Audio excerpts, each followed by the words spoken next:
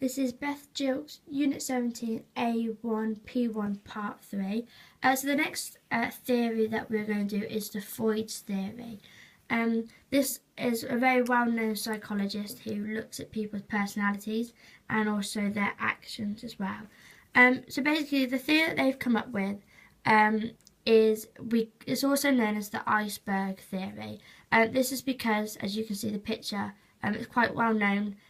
Is shaped into an iceberg. So they believe that this iceberg is your mind and the actual person, which is split up into 3 sections. So the first one is the id, and this is in your unconscious mind. So you're not always thinking about it. It's in your underlying mind. And this is your instinct. So this is to do something without thinking about it.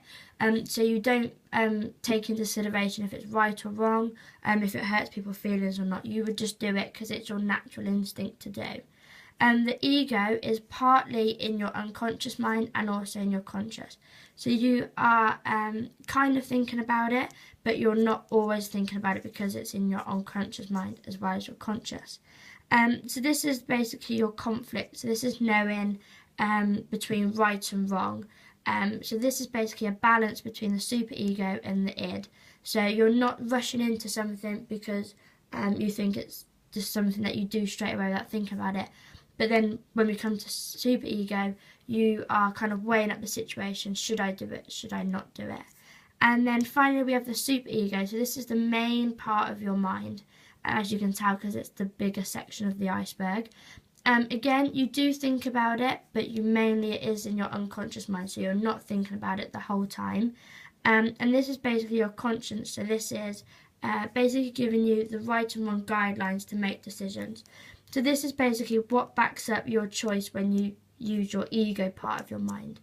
So basically Freud's saying in this is people do think about what they're doing, but you don't know that you're thinking about it. So when this links to nature or nurture, I believe that this is nature. This is because the id is the only component present at birth. So this is what you're born with. So again, this will link back to your traits, your characteristics, and these are the ones that you were born with. So this is why I believe that this is a nature side of the argument rather than nurture, because you were born with your id. Your ego is what deals with reality. So again, this could link into nurture because you're thinking about what's happening, but you're not really being influenced by other people. This is your own decision. So again, this is using your traits that you would normally use in every day-to-day life. And also your superego. Again, this is guidelines for making judgments, so it's linking back to your ego. So again, you're not being influenced by other people, you're not watching media to do this. These are your own personal guidelines to making a judgment on a situation that might happen. For example, in a sporting situation, if you were coaching someone and you thought, oh, should they be in a tournament right now? Should they not?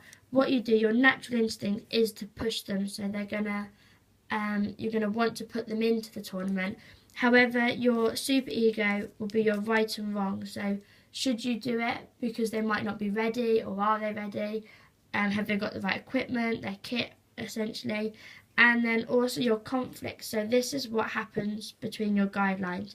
So then you kind of weigh up the situation. Should they do it or should they not do it? And just to see what would help the client better.